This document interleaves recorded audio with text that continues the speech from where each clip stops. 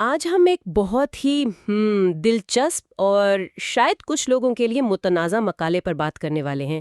اس کا عنوان ہے عقیدہ ختم امامت اور اسے لکھا ہے شیخ معشوق علی اخباری نے، اور مصنف کا دعویٰ کافی چونکا دینے والا ہے۔ آئیے دیکھتے ہیں کہ وہ اپنا مقدمہ کیسے پیش کرتے ہیں۔ جی بالکل، یہ ایک بہت گہری اور سوچنے پر مجبور کرنے والی تحریر ہے۔ مقالے کا جو مرکزی خیال ہے نا، وہ یہ ہے کہ اصولی شیعیت میں مجتہد کا جو کردار آج ہم دیکھتے ہیں، وہ عملی طور پر 12ویں امام پر امامت کے خاتمے کے تصور سے ٹکراتا ہے، اور یہ پورا تجزیہ ظاہر ہے مذہبی اصولوں کی ایک خاص تشریح پر مبنی ہے۔ اچھا، اس سے پہلے کہ ہم گہرائی میں جائیں، ایک چیز واضح کر لیتے ہیں۔ ہمارے کچھ سامعین شاید اصولی اور اخباری کی اصطلاحات سے پوری طرح واقف نہ ہوں، اور یہ پوری بحث اسی تفریق پر قائم ہے۔ تو کیا آپ مختصراً بتا سکتے ہیں کہ ان میں فرق کیا ہے؟ جی، یہ بہت اہم نکتہ ہے۔ دیکھیں، آسان الفاظ میں یہ شیعہ مکتب فکر کے دو بڑے گروہ ہیں۔ ان کا بنیادی اختلاف اتھارٹی کو سمجھنے پر ہے۔ اخباری حضرات کہتے ہیں کہ دین کو سمجھنے کے لیے قرآن اور احادیث ہی کافی ہیں۔ ٹھیک ہے۔ وہ براہ راست حدیث لیتے ہیں۔ دوسری طرف اصولی علماء اجتہاد پر زور دیتے ہیں۔ اور اجتہاد سے کیا مراد ہے؟ اجتہاد کا مطلب ہے عقلی استدلال اور اصولوں کا استعمال، اور جو عالم یہ کرتا ہے اسے مجتہد کہتے ہیں۔ آج کل شیعوں کی اکثریت اصولی ہے، تو یہ مقالہ اسی سوچ پر ایک اخباری تنقید ہے۔ بہت شکریہ، اب پس منظر بالکل واضح ہو گیا ہے۔ تو آئیے مقالے کے مرکزی خیال کی طرف واپس آتے ہیں۔ مصنف اپنی بات کا آغاز کرتے ہیں عقیدہ ختم امامت سے۔ اس کی بنیاد کیا ہے؟ مصنف اپنے استدلال کی بنیاد پیغمبر اسلام سے منسوب ایک حدیث پر رکھتے ہیں۔ اس کا حوالہ بحار الانوار اور الاحتجاج جیسی بڑی کتابوں میں ملتا ہے۔ حدیث کا مفہوم کچھ یوں ہے: معاشر الناس انی نبی و علی وصی الا ان خاتم الائمۃ من القائم المہدی۔ اے لوگو، میں نبی ہوں اور علی میرے وصی ہیں، آگاہ ہو جاؤ، خاتم الائمہ جو قائم المہدی ہیں وہ ہم میں سے ہوں گے۔ اچھا، تو مطلب جس طرح اسلام میں ختم نبوت کا عقیدہ ہے کہ محمد صلی اللہ علیہ وسلم آخری نبی ہیں، اسی طرح شیعت میں ختم امامت کا تصور ہے کہ امام مہدی آخری امام ہے۔ یہ ایک متوازی تصور لگتا ہے۔ جی بالکل، یہی متوازی ساخت ان کی پوری دلیل کی بنیاد ہے۔ وہ اس بات پر زور دیتے ہیں کہ امامت 12 اماموں کی ایک مکمل اور ختم شدہ لڑی ہے۔ یہ ایک ختمی عقیدہ ہے، اور اسی روشنی میں وہ اصولیوں کا جائزہ لیتے ہیں۔ اور یہیں پر تو اصل بات شروع ہوتی ہے نا؟ مصنف اصولیوں پر لفظی چالاکی کا الزام لگاتے ہیں۔ وہ کہتے ہیں کہ اصولی یہ کہہ کر بچ جاتے ہیں کہ ہم مجتہد کو امام نہیں مانتے بلکہ امام کا نائب سمجھتے ہیں۔ ایک منٹ، اگر وہ صاف کہہ رہے ہیں کہ مجتہد امام نہیں ہے تو پھر اس میں چالاکی کہاں ہے؟ مصنف اس دلیل کو کیسے توڑتے ہیں؟ بہترین سوال۔ مصنف اس بظاہر سیدھے سادے بیان کو توڑنے کے لیے منطق کا ایک اصول استعمال کرتے ہیں، جسے وہ نسبت کہتے ہیں، یعنی تعلق یا سیاق و سباق کا اصول۔ نسبت؟ جی، نظریہ یہ ہے کہ کسی بھی شخص کا لقب یا حیثیت مطلق نہیں ہوتی، بلکہ اس پر منحصر ہے کہ اس کا موازنہ کس سے کیا جا رہا ہے۔ اچھا، یہ تھوڑا سا پیچیدہ لگ رہا ہے۔ کوئی مثال ہے اس کو سمجھانے کے لیے؟ جی، مصنف ایک بہت ہی آسان روزمرہ کی مثال دیتے ہیں جو اسے بالکل واضح کر دیتی ہے۔ وہ کہتے ہیں، فرض کریں ایک شخص ہے زید۔ ٹھیک ہے۔ زید کا ایک باپ ہے حامد اور ایک بیٹا ہے محمود۔ زید، حامد کا بیٹا اور محمود کا باپ، ٹھیک ہے؟ بالکل۔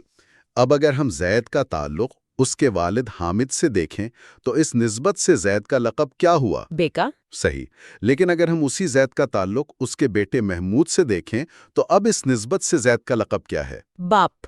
بالکل، شخص ایک ہی ہے زید، لیکن تعلق بدلنے سے لقب بدل گیا، بیٹے سے باپ بن گیا۔ واہ، یہ تو بہت واضح مثال ہے۔ ایک ہی شخص دو مختلف کردار نبھا رہا ہے، اور کردار کا نام اس بات پر منحصر ہے کہ آپ اسے کس زاویے سے دیکھ رہے ہیں۔ لیکن یہ تو ایک خاندانی تعلق ہے۔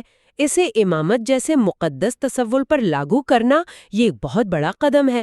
مصنف یہ چھلانگ کیسے لگاتے ہیں؟ یہی ان کی دلیل کا کمال ہے۔ وہ اسی نسبت کے اصول کا اطلاق تمام 12 اماموں پر کرتے ہیں۔ وہ کہتے ہیں، آئیے امام علی کو دیکھتے ہیں۔ پیغمبر اسلام کی نسبت سے وہ کیا ہیں؟ پیغمبر کے نائب یا وسی؟ درست۔ لیکن امت یعنی عام لوگوں کی نسبت سے وہی امام علی کیا ہیں؟ امت کے امام نائب ہیں۔ جی نائب ہیں، لیکن امت کی نسبت سے وہ امت کے امام ہیں۔ اسی طرح ہر امام اپنے سے پچھلے امام کا نائب ہے اور امت کا امام ہے۔ یہ ایک مکمل زنجیر ہے۔ یہ تو ایک مکمل منطقی زنجیر بن گئی، لیکن اس کا مطلب تو یہ ہوا کہ نائب ہونا کوئی چھوٹا کردار نہیں بلکہ امامت کی ذمہ داری سنبھالنے کا ایک طریقہ ہے۔ تو اگر اس منطق کی پیروی کی جائے تو اس کا آج کے مجتہد کے لیے کیا مطلب نکلتا ہے؟ آپ نے بالکل صحیح پکڑا۔ یہی مصنف کا مرکزی نقطہ ہے۔ وہ کہتے ہیں کہ اگر اصولی یہ مانتے ہیں کہ مجتہد 12ویں امام کا نائب ہے، جو کہ وہ مانتے ہیں، تو پھر نسبت کے اسی اصول کے تحت امت کی نسبت سے مجتہد کو کیا ہونا چاہیے؟ امت کا امام؟ عین مطابق۔ مصنف کہتے ہیں کہ یہ فکری بددیانتی ہے کہ آپ ایک ہی منطقی اصول کو پہلے 12 اماموں پر تو لاگو کریں لیکن 13ویں نمبر پر آ کر رک جائیں۔ اب میں سمجھی۔ اسی لیے وہ ایک اصولی عالم سے پوچھنے کے لیے وہ مخصوص سوال تجویز کرتے ہیں۔ اگر مجتہد امام کی نسبت سے نائب ہے تو امت کی نسبت سے کیا ہوگا؟ ان کے خیال میں اس کا کوئی دوسرا جواب ہے ہی نہیں۔ درست۔ مصنف کا ماننا ہے کہ یہ سوال اس چیز کو بے نقاب کرتا ہے جسے وہ ایک فریب کہتے ہیں۔ یہ ماننے پر مجبور کرتا ہے کہ مجتہد امت کے مقابلے میں عملاً ایک امام کا کردار ادا کر رہا ہے، چاہے آپ اسے زبان سے کچھ بھی کہیں۔ تو یہ صرف ایک نظریاتی دلیل نہیں ہے، مصنف کے مطابق یہ عملی طور پر بھی ہو رہا ہے۔ کیا وہ اپنے اس دعوے کے ثبوت میں اصولیوں کے اپنے عمل اور لٹریچر سے بھی کچھ شواہد پیش کرتے ہیں؟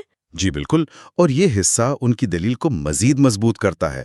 وہ سب سے پہلے تو نامور اصولی علماء کے لیے امام کے لقب کے عام استعمال کی طرف اشارہ کرتے ہیں، جیسے امام خمینی، امام خامنئی، امام سستانی۔ لیکن کوئی یہ بھی تو کہہ سکتا ہے کہ یہاں امام کا مطلب صرف لیڈر ہے، جیسے مسجد کا امام۔ اس میں وہ خاص مذہبی معنی نہیں جو 12 اماموں کے لیے ہیں۔ مصنف اس اعتراض کا پہلے سے ہی جواب دیتے ہیں۔ وہ کہتے ہیں کہ جب ان شخصیات کو امام کہا جاتا ہے تو سیاق و سباق صرف نماز کی امامت نہیں ہوتا، اس کا مطلب ایک وسیع مذہبی، سماجی اور سیاسی قیادت ہوتا ہے، بالکل وہی کردار جو ایک امام کا ہوتا ہے۔ وہ کہتے ہیں کہ زبان ہمارے لاشعوری عقائد کی عکاسی کرتی ہے۔ ہاں، یہ دلچسپ نقطہ ہے۔ کیا وہ اپنی دلیل کو مزید مضبوط کرنے کے لیے اصولی علماء کی اپنی کتابوں سے کوئی ٹھوس حوالہ بھی دیتے ہیں؟ ہاں، اور یہ شاید ان کی دلیل کا سب سے وزنی ثبوت ہے۔ وہ ایک بہت بڑے اصولی عالم محمد رضا مظفر کی کتاب عقائد امامیہ سے ایک حوالہ پیش کرتے ہیں، اور یاد رہے کہ یہ کتاب دنیا بھر کے اصولی مدارس کے نصاب کا حصہ ہے۔ محمد رضا مظفر بہت بڑا نام ہے۔ ان کی کتاب سے حوالہ دینا تو گویا اصولیوں کے گھر سے ہی ان کے خلاف ثبوت لانا ہے۔ یہ کیا کہتا ہے حوالہ؟ یہ اقتباس بہت واضح ہے۔ کتاب میں لکھا ہے اور میں اس کا مفہوم بیان کر رہا ہوں۔ مجتہد امام علیہ السلام کی غیبت کے زمانے میں ان کا نمائندہ اور قائم مقام ہوتا ہے۔ وہ حاکم اور مطلق سربراہ ہے۔ ایک منٹ، مطلق سربراہ؟ جی، اور آگے لکھا ہے جو کچھ امام علیہ السلام کے لیے جائز ہے وہی اس کے لیے بھی جائز ہے۔ یہ تو بہت ہی وسیع اختیارات ہیں، لیکن اقتباس کا سب سے چونکا دینے والا حصہ تو ابھی باقی ہے نا؟ جی، آخری جملہ سب سے زیادہ سنگین ہے۔ اس میں لکھا ہے جو کوئی ایک جامع شرائط مجتہد کی تردید کرتا ہے وہ ایسا ہے جیسے اس نے امام علیہ السلام کی تردید کی، اور امام علیہ السلام کی تردید کرنا خدا کی تردید کرنا ہے، اور یہ کام خدا کے ساتھ شرک کرنے کی حد میں آتا ہے۔ واہ، یہ تو بہت ہی سنگین بات ہے۔ مطلب ایک مجتہد جو ایک غیر معصوم انسان ہے، اس کی بات کو رد کرنا امام معصوم کو رد کرنے کے برابر، اور وہ خدا کو رد کرنے کے برابر، جو کہ شرک ہے۔ تو مصنف کے مطابق ان تمام دلائل کا حتمی نتیجہ کیا نکلتا ہے؟ مصنف ایک بہت واضح اور چونکا دینے والا نتیجہ اخذ کرتے ہیں۔ وہ کہتے ہیں کہ ان تمام شواہد کی روشنی میں اصولی مکتبہ فکر اب اثنا عشری یعنی 12 امامی نہیں رہا، بلکہ عملاً ثلاثہ عشری یعنی 13 امامی بن گیا ہے۔ 13 امامی؟ جی، کیونکہ انہوں نے مجتہد کو عملی طور پر 13واں امام بنا دیا ہے، بھلے وہ اس حقیقت کو زبان سے تسلیم نہ کریں۔ لیکن کیا یہ تھوڑی زیادتی نہیں؟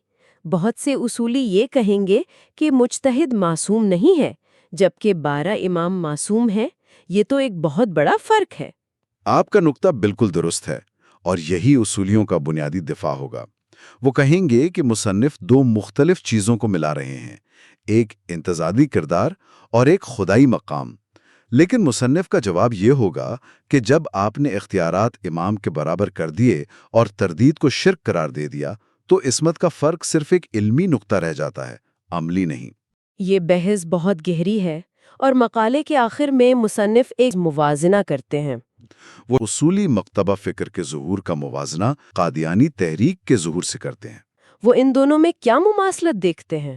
وہ جو متوازی لکیر کھینچتے ہیں وہ حتمیت یا فائنلٹی کے تصور پر ہے۔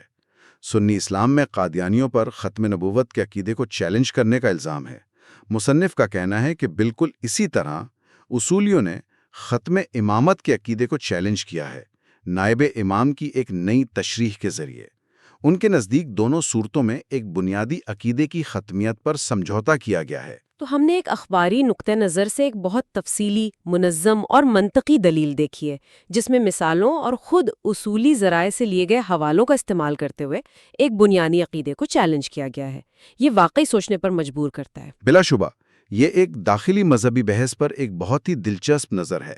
یہ پوری دلیل، جیسا کہ ہم نے دیکھا، نسبت کے منطقی اصول اور مجتہد کو دیے گئے اختیارات کی تشریح پر منحصر ہے۔